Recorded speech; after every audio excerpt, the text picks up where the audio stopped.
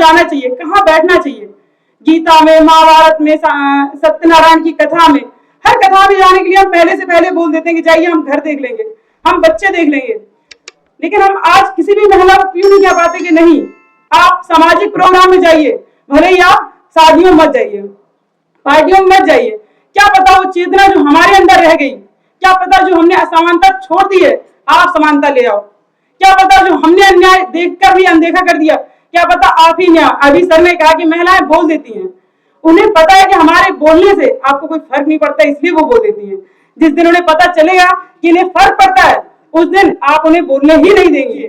और हम सब मिलकर अपने नेता बनाएंगे, अपने कॉलेजेस बनाएंगे।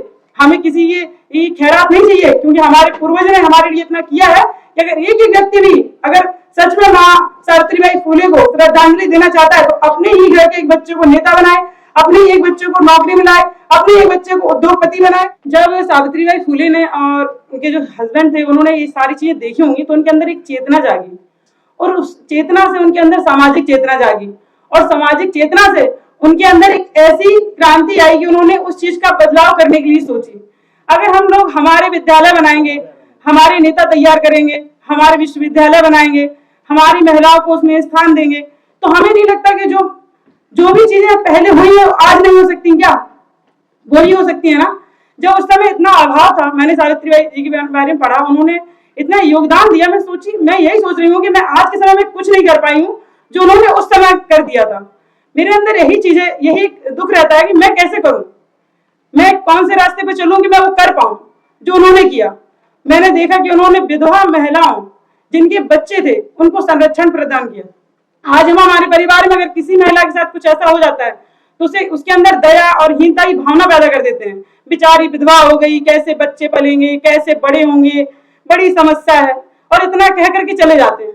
लेकिन सावित्रीबाई फुले ने विधवा महिलाओं के लिए, अनाथ बच्चों के लिए, जिनको समाज में जीने का ही अधिकार नहीं था, जो महिलाएं विधवा हो जाती थी, जिनके बच्चे होते थे, उन्हें सिर्फ एक ही काम करना होता है, या तो आत्महत्या कर लें या तो अपना बच्चा गिरवा दें।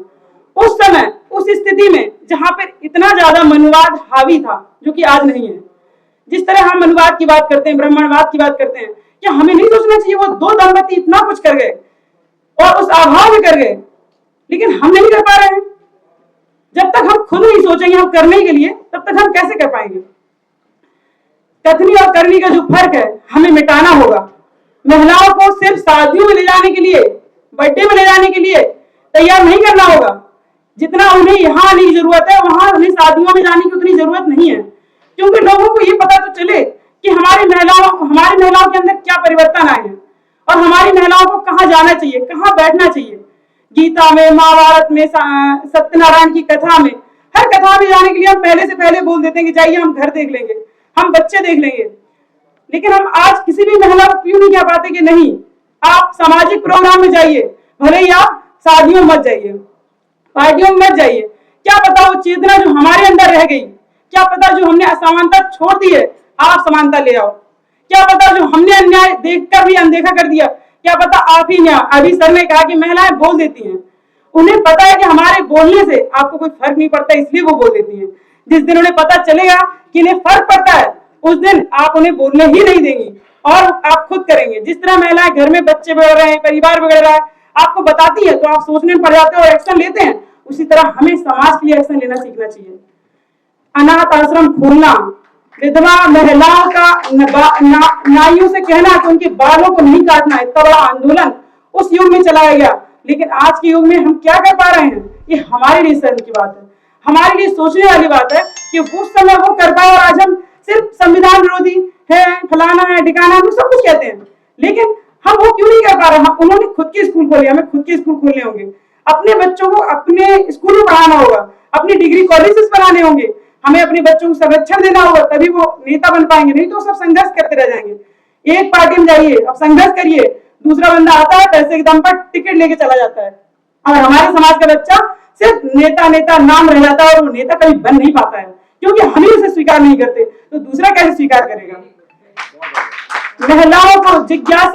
महिलाओं में जिज्ञासा जानने की होती है, उन्हें मंदिर में जानने की जिज्ञासा पैदा करती है, उन्हें स्कूल जाने की, सामाजिक प्रोग्राम में आने की जिज्ञासा उत्पन्न कीजिए, और हम सब मिलकर अपने नेता बनाएंगे, अपने कॉलेजेस बनाएंगे, हमें किसी ये खैरात नहीं चाहिए, क्योंकि हमारे पूर्वजों ने हमारे लिए इतना किया है कि अगर एक ही व्यक्ति भी अगर सच में माँ सावित्रीबाई फुले को श्रद्धांजलि देना चाहता है तो अपने ही घर के एक बच्चे को नेता बनाए, अपने ही एक बच्चे को नौकरी मिलाए, अपने एक बच्चे को उद्योगपति बनाए, तब देखिए शिकायतें हमें करनी नहीं पड़ेंगी। लोग हमारे पास समस्या का समाधान लेकर आते थे, चाहे वो छोटे तबके का व्यक्ति हो, चाहे मजदूर हो, बालू ढोने वाला हो, गिट्टी ढोने वाला हो, इन पे कुछ होता कहाँ है? सब कुछ तो हम ही करके देते हैं ना। ये हमारी गलियों में आते हैं, घर घर आते हैं। माता सावित्रीबाई फुले घर घर गली गली जाती थी और महिलाओं को समझाती थी। लोग उनके ऊपर गोबर, गालियां, लांछन, आज ही वही, आज गोबर नहीं डालने की औकात रह गई क्योंकि संविधान बन गया है, ठीक। लेकिन गालियां कौन माँ बहन की नहीं देता बताइए? कोई भी तबका हो, सुबह से शाम तक, जब तक वो माँ बहन की गाली नहीं देगा ना, उसका दिन खत्म नहीं होगा। इस समाज में महिलाओं को सम्मान देना और कहना, कथनी करने के अंतर को मुझे अच्छे से समझ में आता है, ठीक। लेकिन मैं सोचती हूँ कि जो उन्होंने बदलाव लाया तो एक ना एक दिन मैं भी बदलाव लाऊंगी।